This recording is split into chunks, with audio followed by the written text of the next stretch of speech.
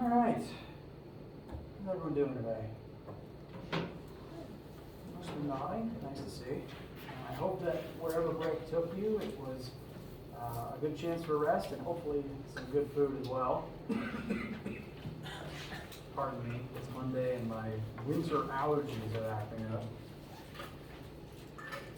I'm literally allergic to either the cold or sudden shifts in barometric pressure, which in the south where the season changes based on time of day, there's a lot of barometric pressure shifts. Besides the fact that it's Monday and my attention span is worse on Monday than the other day of the week. So, I'm rambling. And I have a lot of announcements today, both reminders and also some small pieces of new information. So, buckle up. Here's the info dump. First, today is Monday, November 29th at, time doesn't matter, Monday, November 29th, and the main things for this week are, one, the Chapter 8, almost said 6, Chapter 8 homework and quiz are due tonight. We covered everything by last Monday. I just left them open for longer in case you wanted the time on them. They're due tonight, and so one thing I plan on doing today is leaving the floor open for you guys to ask literally any and all homework-related questions you guys have before those are due. Arguably, the bigger thing to be aware of, though, is Test 2 is this week. It will be on WebAssign, and it will open up this afternoon, and you can take it at any point in time you want to until Friday midnight. So it will end at the stroke of midnight as Saturday starts. You can take it any point in time you want, and to free up some time for you to study and to take the thing, there is no lab this week. No lab period, so you can spend that time however you want to or need to. What I'm going to be doing during lab this week is I will be in this room for at least part of that time each day, answering questions for anyone who comes in, so you can think of it as optional study periods if you want. Additionally, some students have expressed a desire to want to take the test during those lab times with me in the room, which I'm open to the idea of. I would just like to know about the want for that ahead of time, just so that I can plan specifically the amount of time involved in that and know where to be at what time. So if that interests you, do please come. That's an option. Just email me ahead of time. And as a small announcement about that, I will not be here tomorrow when lab would normally be. So I will only be in this room during lab time Monday, Wednesday, and Friday. Tuesday and Thursday don't exist. Please take it whenever you're comfortable with it. As soon as you open it, it'll kind of work like the quiz, and there'll be a 5-hour countdown that begins. It's designed to take you less than 1 hour. The 5 hours is because at some point you're going to have to go to the bathroom to get some food, or email me questions, which will just take longer because it's via email. So that's the reason for the timer. It's not to alarm you. And as soon as you're done, you will send me your work, and the work is going to be primarily what I'm grading. WebAssign is just a way to randomize the numbers and to lock in what your answers are, and so that I know when you took it and how long you spent. Questions about any of the mechanics regarding that for this week?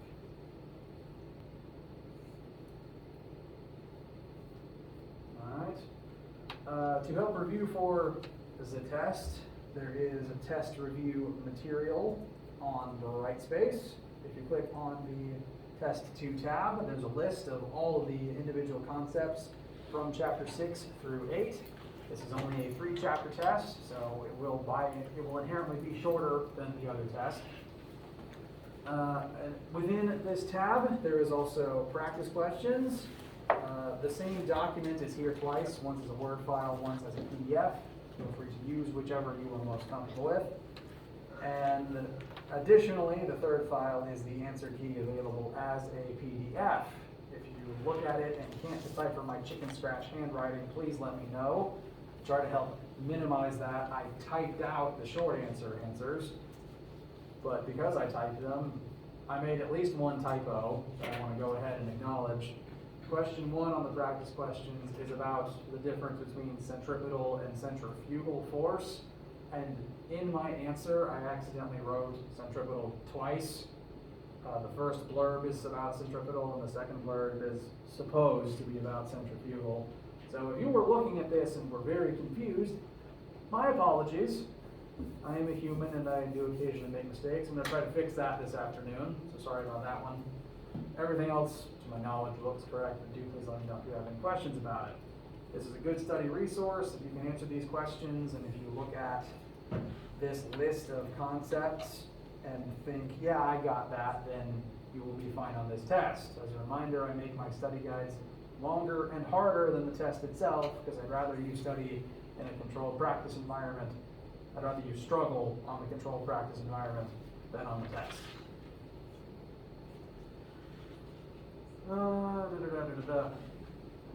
So, test during this week, outside of class.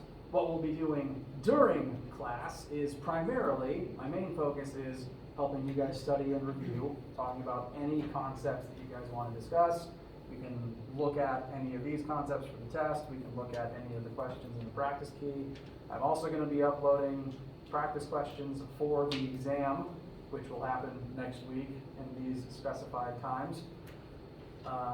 So exam prep is also welcome and planned on my part. And class will primarily be focused on getting you guys whatever you feel you need to help you be comfortable with all present and upcoming assignments.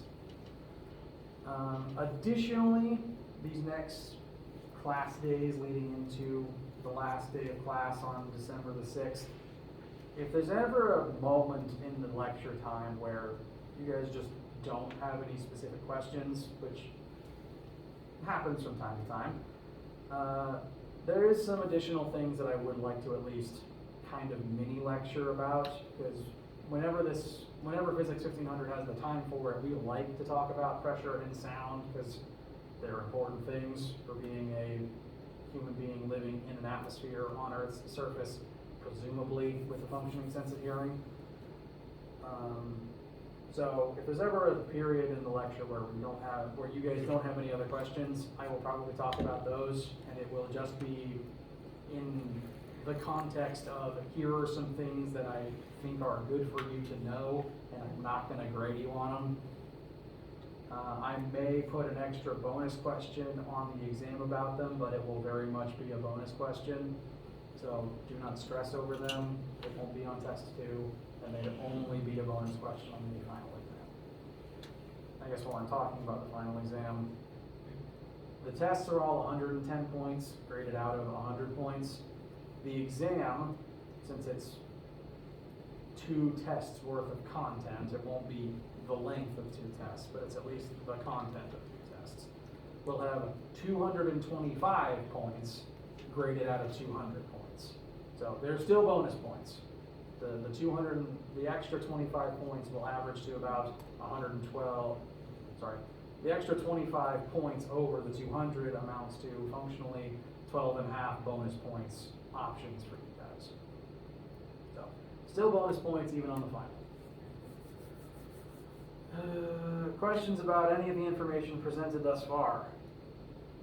Questions, feelings, fears, haikus, concerns? All right. The info dump is set to continue though. I have a few other miscellaneous things to make you aware of. One other thing that we'll be doing at some point between now and up to Monday the 6th is, do you guys remember at the very start of the semester when we did that short 30-minute Scantron concept inventory thing to see where people were as they came into the department? We're going to do that again so the department can just see how much you guys have grown. It's still not a grade. It's still just 30-minute Scantron, you're done and you leave. But at some point, I'm planning on probably doing that on that last Monday, the tail end of the day, so that you can finish it and then you can leave if you want to. But that will occur at some point between now and the end of next Monday.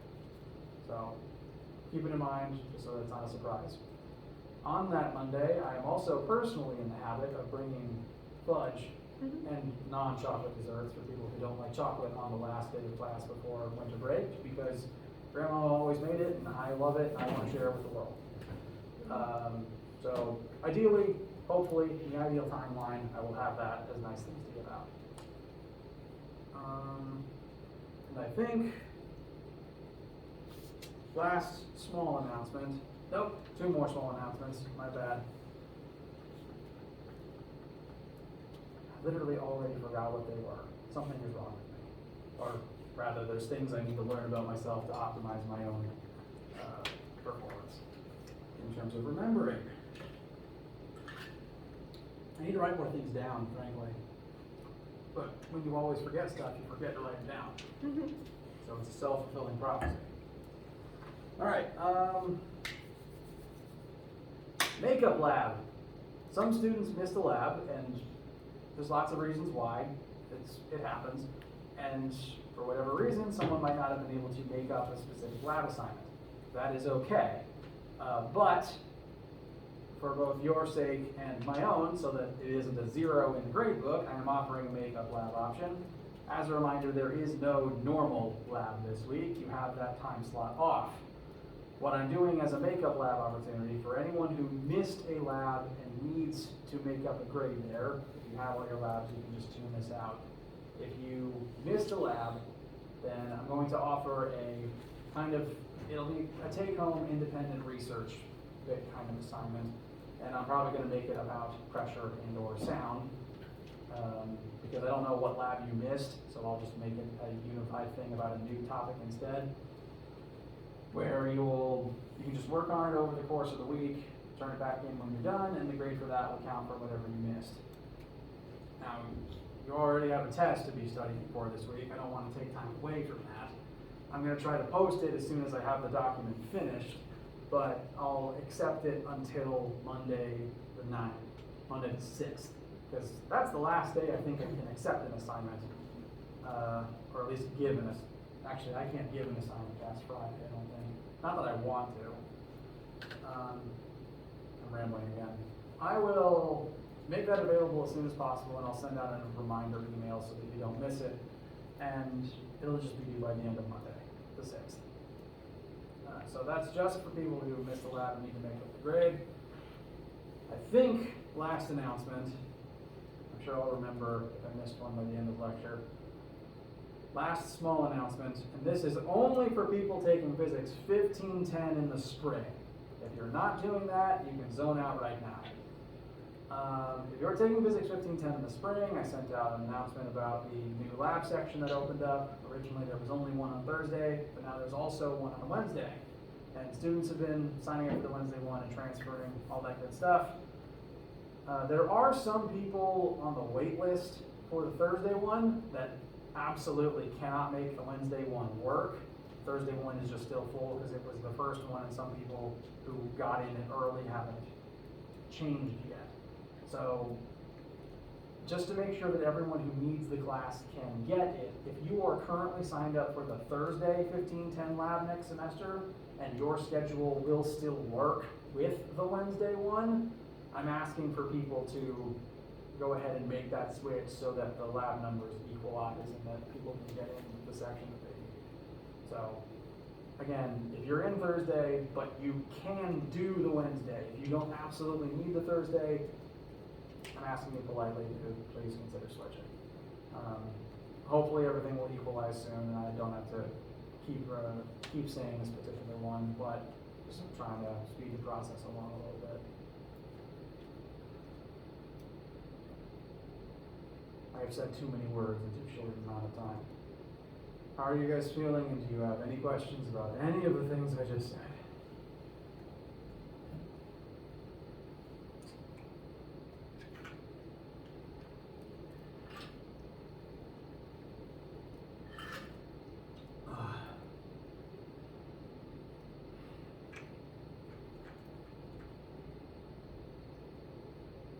All right.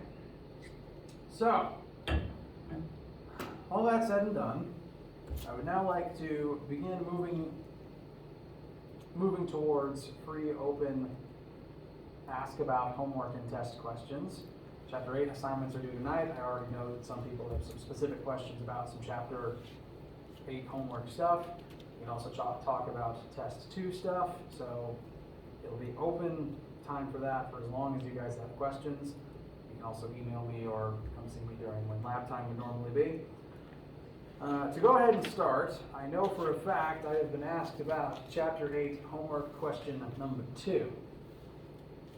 This is very similar to the in-class example we did about the person holding a bowling ball like this, which again is not recommended, by the way. This works very similarly to that one. Might be some minor differences. There are some minor differences, sorry. We have someone holding a carton of milk. We know the mass of that carton of milk, and the force of gravity on that carton is a force that is a distance away from the pivot point that is the human elbow. So that's going to create some torque. Unless you contract your muscles, that torque is going to cause your arm to rotate. And we're asked what force your butt, again, specifically the bicep, which in real life there are other muscles contributing to this equilibrium, but we'll just focus on what the bicep would do in the worst case scenario. What force must the bicep alone exert in order to balance that torque? So this is a torque equilibrium system. We have a torque on one side of our fulcrum that is, oh, this is our fulcrum. Wait, is this our fulcrum?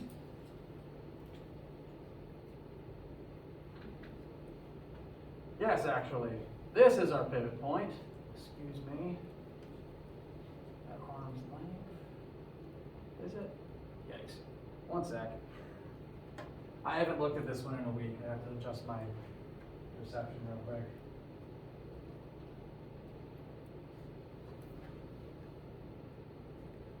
Yeah, that's the elbow. There's still a bone right there. So this is the pivot point. This spot right here. And so the point of connection from the pivot, the distance between the pivot and the point where the bicep force acts is 8 centimeters, and the distance between here and where the weight of the milk carton exists is actually 8 plus 25 centimeters. So those are the two torques acting on this system. And for this particular system to remain in equilibrium, we know that all the torques have to add up to 0. Now, there's only two torques present here, just the milk carton and just the bicep, because we've thankfully been told that we can ignore the weight of the arm itself, which is nice. It simplifies things. That means there's only two torques, and for them to add up to 0, they must be equal and opposite. So this is a valid starting point, but to maybe simplify a little bit, the torque created by the milk must be equal to the torque created by the bicep. If they aren't balanced, something will rotate.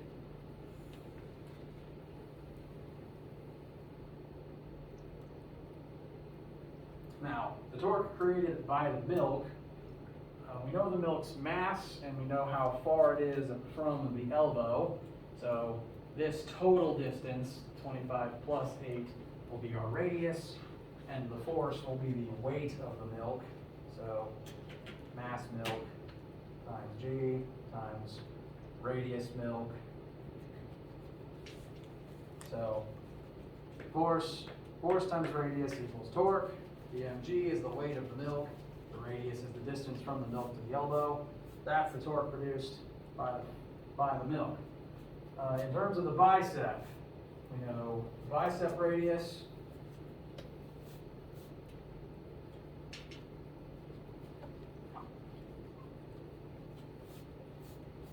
and we can then figure out the bicep force.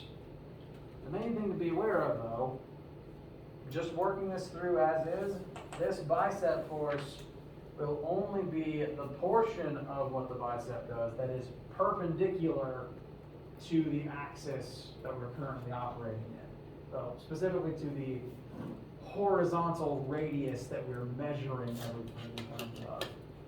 The picture is a little weird in that every part of the arm isn't really horizontal, but the radii that we're using are all horizontal. This straight line 25 centimeters, this straight line 8 centimeters are all numbers in the horizontal axis. So even though the physical arm might not be completely horizontal, the mathematical numbers we're using for the radius are all mathematically horizontal. And that's all we really need. That tells us then that whatever force we get out of this will be entirely vertical, because it has to be perpendicular to the horizontal.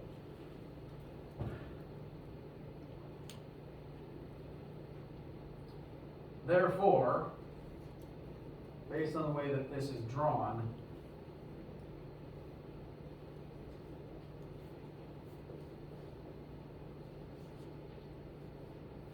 the number that you get will actually be this leg of the forced bicep triangle.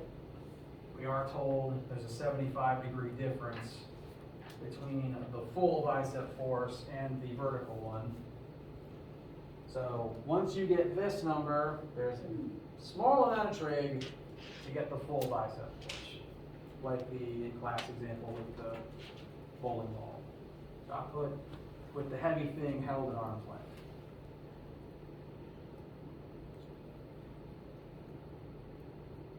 How's this one feel now? I think the only thing I missed was the idea that for the first radius, I need to add the 8 plus the 25. Yeah, I don't like how that's labeled, but in order for these torques to balance, since the bicep's vertical force is up and since the milk's vertical force is down, the only way those would balance is if they're on the same side of the fulcrum. And the way this is drawn kind of makes it look a little bit like the milk's on one side of the fulcrum and the bicep's on the other.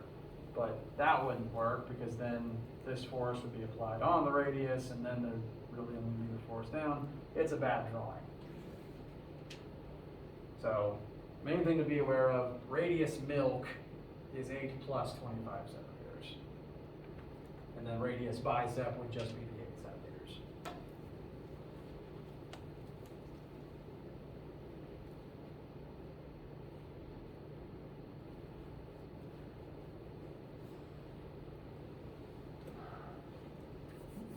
How does this one feel, and what other questions do you guys have? The last two, 8 and 9. 8 and 9. I don't remember which ones those are. All right. 8. Metal hoop lies on a horizontal table. Okay, the word hoop is in red for me, so it's possible that you guys might have shapes other than a metal hoop. So, for this specific question, the shape itself might vary depending on the user. Whatever the shape is, that red word there, I suppose metal will always be the same, but the main word, the word referring to shape that will recur in red throughout the rest of your question, whatever it tells you for that is your key to come look up at this diagram, which is in the slideshow, it's in the formula sheet, and thankfully it's also in one of the homework questions, so you don't have to tab away. Whatever shape is listed there, you can come up here to specifically find the formula for that shape's moment of inertia. For my version currently it said hoop, rotating through its center, so this will be the formula for my version. Yours may vary if yours isn't the hoop.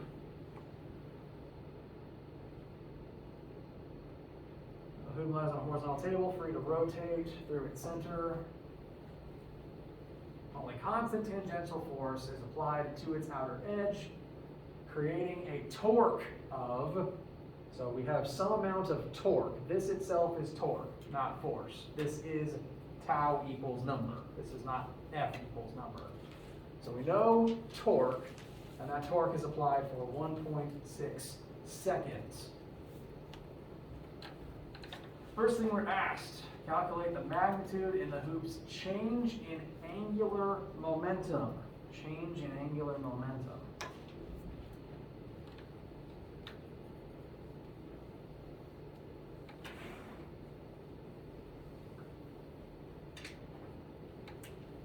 So, 8, part A. Now, if we recall, linear momentum tends to primarily only change when you change the velocity of an object.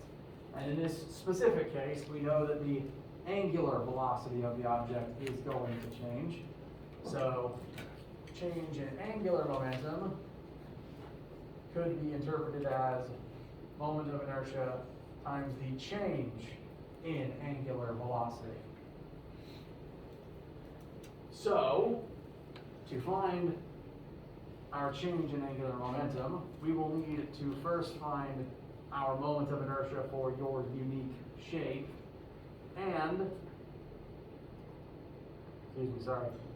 how much its angular velocity changes in this amount of time. Your number will vary slightly. Now, I think one of the main problems here is that actually we don't know the hoop's mass or radius. At least it's not listed by the time we start part A. Which means even though we know the shape and we can look up the moment of inertia formula, we don't have a mass or radius to plug into that moment of inertia formula, so we kind of have to find moment of inertia through a back door. What I recommend, we know torque that is being applied to this object. And torque, very specifically,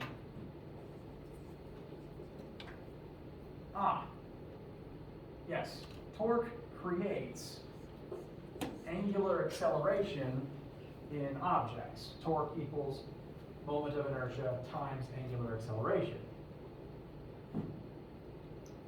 There's actually another formula that we can adapt from linear to angular that I'm actually going to recommend as our best option for this one. Rather than this route for right now, I'm going to recommend we instead look at, because we are specifically looking at angular impulse, so let's look at all of the formulas for linear impulse and adapt them into angular forms. Linear impulse, J equals change in rho equals mass times change in velocity, but impulse can also equal force times time. Therefore, change in angular momentum should equal torque times time.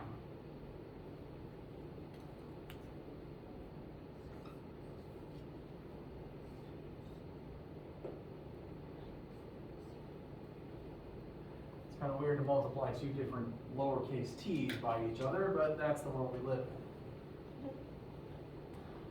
So, we know that angular momentum will change based on the change in velocity of the object. We know that the torque is going to create angular acceleration. These two formulas, I think, combine to form this one. Or they could be used to form that one. Change in angular momentum can also be calculated by multiplying torque by time. Yes? Isn't torque in uppercase? No. Torque is a lowercase tau. Uppercase tau is observed for period of oscillation. So lowercase tau times lowercase t. And every question we should be given torque and some amount of time. That times 2 times about 1/2. Yes, that adds up by my quick math.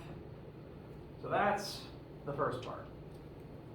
Part B, find the change in the hoop's angular speed. So find the change in omega if its mass and radius are the whatever two numbers you're given respectively. So I suppose by reading ahead to part B, you could pull this mass and radius out and you could calculate moment of inertia and find part A in a different way. I think that the torque times time is the shortest option personally, but for part B, once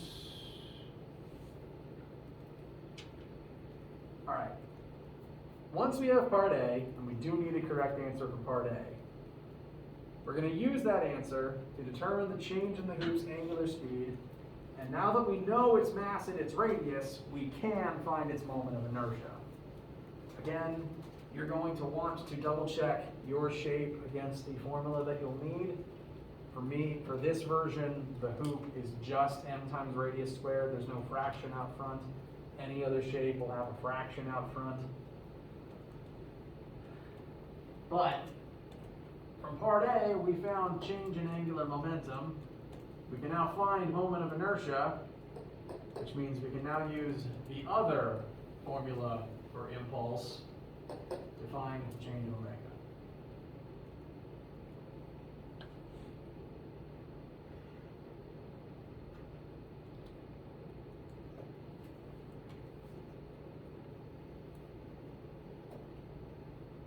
I might be inconsistent with how I'm writing my T's. I didn't want my lowercase t to look too much like my tau. So I'm just changing my font.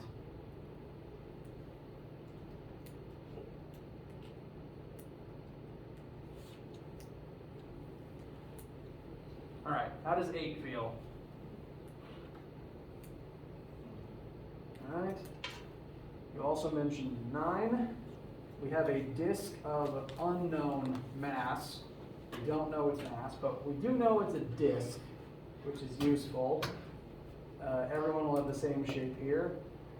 This is what we use for a disk because the formula doesn't actually care how thick it is. So cylinder, disk, same math actually. So 1/2 m times r squared, just in case we need it. Disk of mass m is freely spinning at a known angular velocity, so you do know radians per second.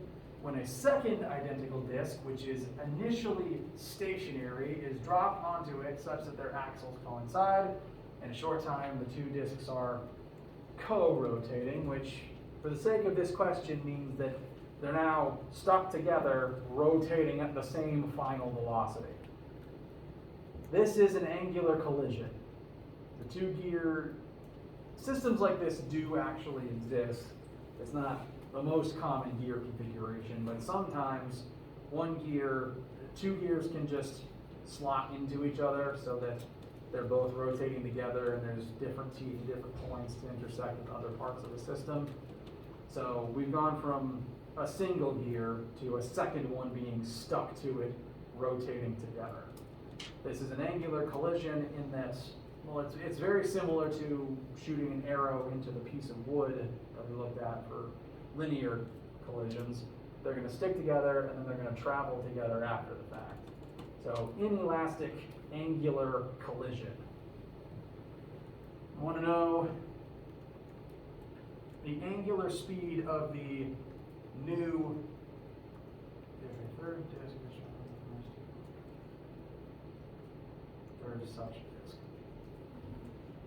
Oh, a second identical. Oh, okay. All the disks are identical. Never mind. I got ahead of myself. So first thing we're asked, what is the angular speed of the new system in radians per second after this new disk is added? And I'm going to show all the math set up, and then I'm going to kind of show you how you can cheat a little bit. I'm running out of board, tragically. I want to keep my math for number 7 up here because a lot of people asked about it, and if you have questions, you need to see this flow chart. So I'm going to erase, you okay if I erase the bicep?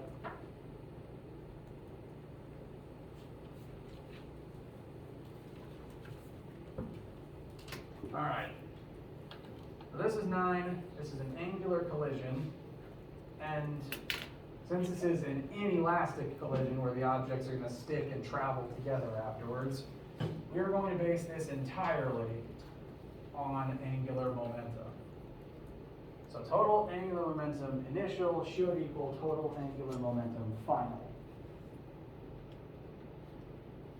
Now initially there's only one object spinning. We have gear 1 with its moment of inertia times its initial velocity, which we do know.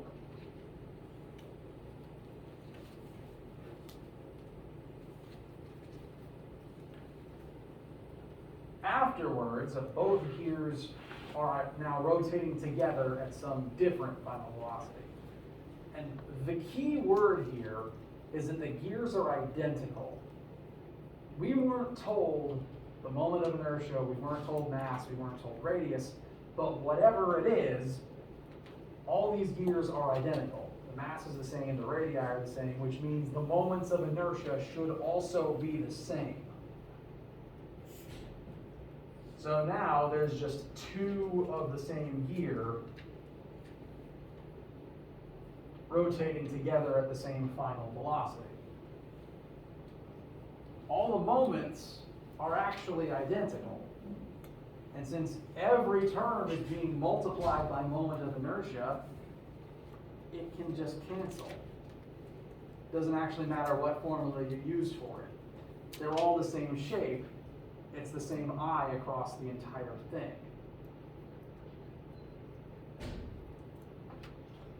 And so for this specific case, this is not a generalization, this is a specific quirk of this question. The i's cancel. That would just leave us with omega initial equals omega final plus omega final. By adding a second gear of identical mass and radius, you're going to cut the angular velocity in half. Because you would effectively have doubled the moment of inertia present. The momentum stays the same. By effectively doubling the moment of inertia, you cut the velocity in half. So it's on screen, this isn't cheating. If you look at the initial velocity given for my numbers, the answer to part A is just half of that, approximately. And we can get there mathematically. This side would add up to 2 omega f. Divide the other side by 2 and you get that number. If you then go on to look at part 3, if a third such disk is dropped on the first 2, well, that would have the effect of just adding an additional plus I times omega final. So you cut the initial velocity into thirds instead. So 3 divided by my 6.23 should come out to 2.08 approximately with rounding.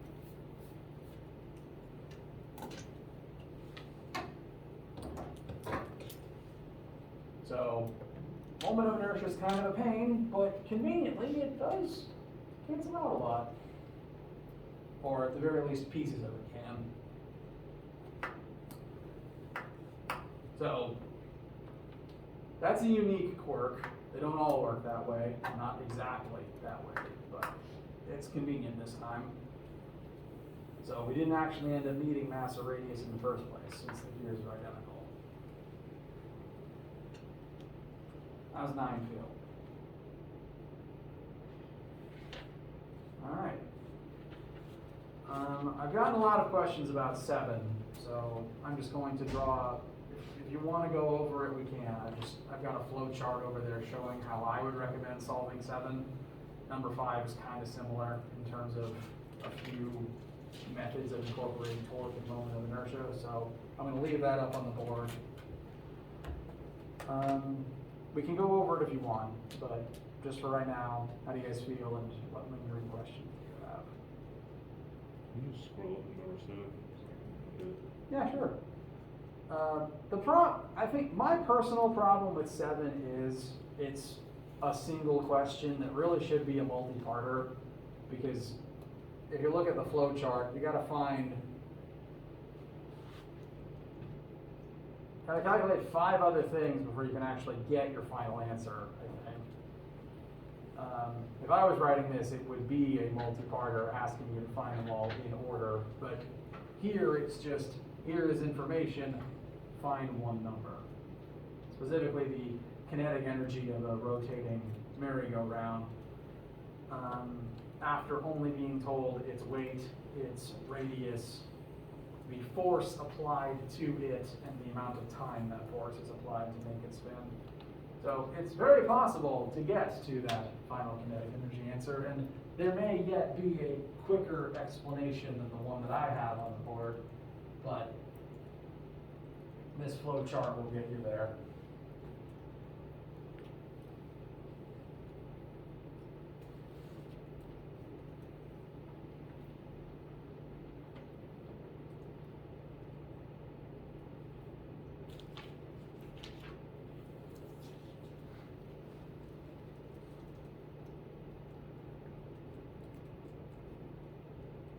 It's due tonight, so I might as well just talk about it while it's on my mind.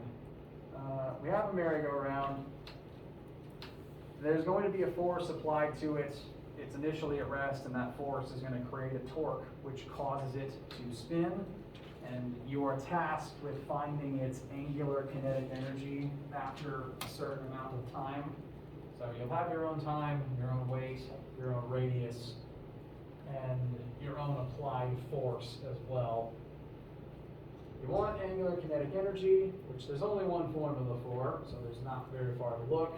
That means we're going to need moment of inertia and the angular velocity after this amount of time passes. And there's a couple chain steps you have to go through to find those two pieces of information before you can calculate angular kinetic energy. First, we need the moment of inertia of this object. Mercifully, we've been told to assume that this is a solid cylinder. I wouldn't say most merry-go-rounds are solid cylinders, but I'm fine to use that for simplicity's sake.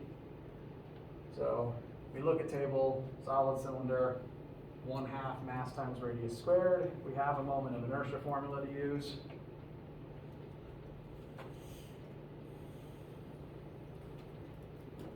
Now, in the problem, you're told the wheel's radius, but you were told its weight, not its mass. So the first number you actually need to find is you need to reverse calculate its mass from its weight. Plug that mass into moment of inertia. That moment of inertia can now go on to be used later. I do recommend finding moment first because you will actually need it to find omega.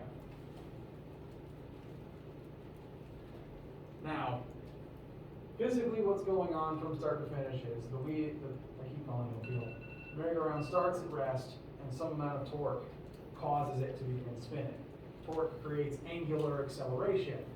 Angular acceleration changes angular velocity with time. We know that time, so we need to find angular acceleration and we can figure out how fast it gets in that amount of time. We know that torque creates angular acceleration based on moment of inertia. So this is just torque equals moment of inertia times alpha. We weren't told the torque, but we do know the applied force and the radius at which it's applied. So this is just a different formula for torque that I've set equal to the first one. After you find I, the only unknown left here is alpha. Solve for alpha, solve for omega, solve for kinetic energy.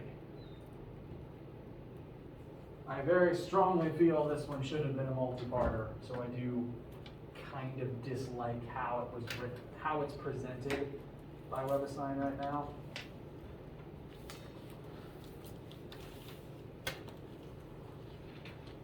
How you guys feel? Yes. Could we go over like just a quick concept on the study guide? Sure. It was number 6. Study guide number 6. And it was just find the angular acceleration and it's 0. And is that just because the rate is constant? Correct. Now, this may be, okay, I will fully admit, I don't think I actually said the word constant when I wrote this question. So that one's on me. My intention is that this merry-go-round, not the one from the homework, by the time we're examining it, is spinning at a constant rate. And if it's spinning at a constant rate, by definition, its angular acceleration should be 0.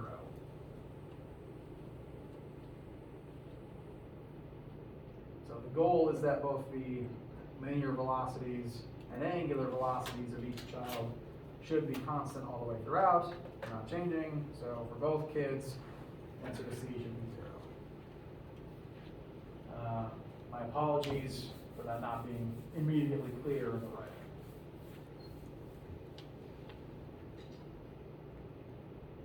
Anything else for right now? All right. Well, it's Monday and I'm car lagged. That exists, right? It's not just jet lag. Anyway, so I don't want to keep you today. Please go rest and have a nice lunch. Let me know any and all questions, inquiries, etc. as you're studying or finishing up your homework tonight. The test will go live this afternoon. I will send out an email, a reminder email about that, and a email about the, I can't speak today, makeup lab once that document is finished and posted. If I don't see you later today, then do please have a wonderful day.